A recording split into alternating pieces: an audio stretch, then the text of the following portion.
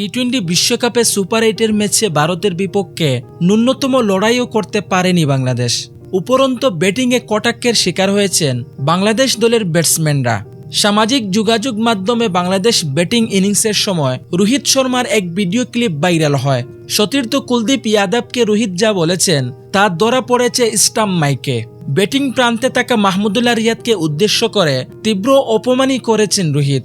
22 June অ্যান্টিগায় toss হেরে ব্যাটিংয়ে নেমে 5 উইকেটে 196 রানের সংগ্রহ পায় ভারত। বিশাল রান তাড়া করতে নেমে তাল মিলিয়ে চলতে পারেনি বাংলাদেশ। খেলা যত গড়িয়েছে ততই চাপ বেড়েছে বাংলাদেশের, যেখান থেকে দলকে টেনে তুলতে পারেনি কেউ। এমন পরিস্থিতি বাংলাদেশ ব্যাটসম্যানদের আরও তাতিয়ে দিয়েছেন রোহিত। 14তম ওভারে বোলিংয়ে আক্রমণে আসেন কুলদীপ। তৃতীয় বলেই সাকিব আল হাসানকে ফেরান তিনি। নতুন ব্যাটসম্যান হিসেবে ক্রিজে আসেন তখন মাহমুদুল্লাহ রিয়াদ। প্রথম বলেই গুগলি দেন কুলদীপ, যা কষ্টসাধ্যে মোকাবিলা করেন রিয়াদ।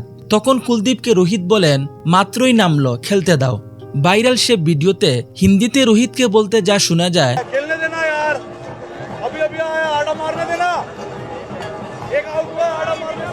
যার বাবার তো হচ্ছে তা হলো, আরে কি হয়েছে, ওকে খেলতে দে, সবে তো এসেছে, একজন তো আউটই হয়েছে, খেলতে দে।